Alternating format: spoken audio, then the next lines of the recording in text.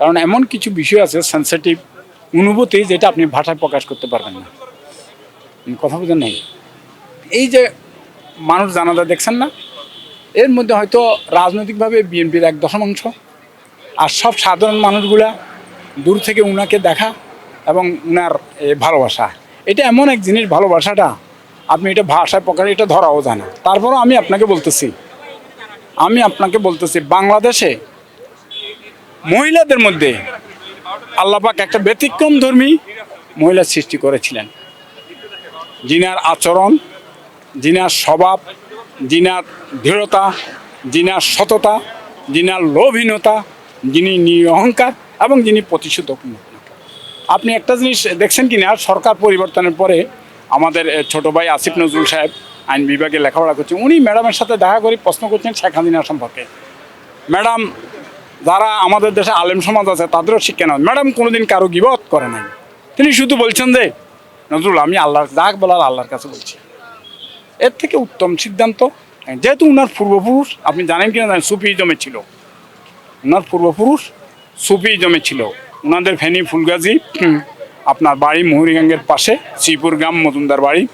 উনার বাপের দাদা ছিল যে সুফি আপনার মজুদার বেশ, এবং উনার মামা ছিল কামাল মামা, ফেনী আলিয়া মাদ্রাসার 27 বছর শিক্ষকতা করছেন। পরে আল্লাহর ওলি ছিলেন, উনি সাহিত্য হয়েছেন। সাইদিস খান সাহেব উনার রওজা করছেন, উনি সুফিজম।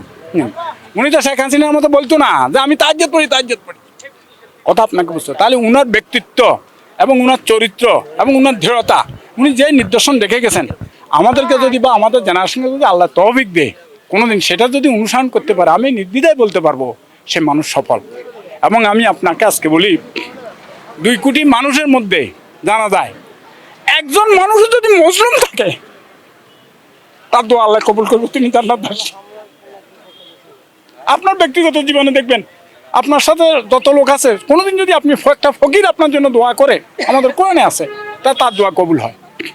এমন কোনো এত মানুষের মধ্যে কি আপনার মনে পড়ে না একজন মানুষ আসে নাই? যারা আসছে তারা লাভে আসে নাই, লোভে আসে নাই, বিএনপির রাজনীতির পদবীর জন্য আসে নাই, এবং জিয়া পরিবারের সাথে সংশ্লিষ্টতার জন্য আসে নাই।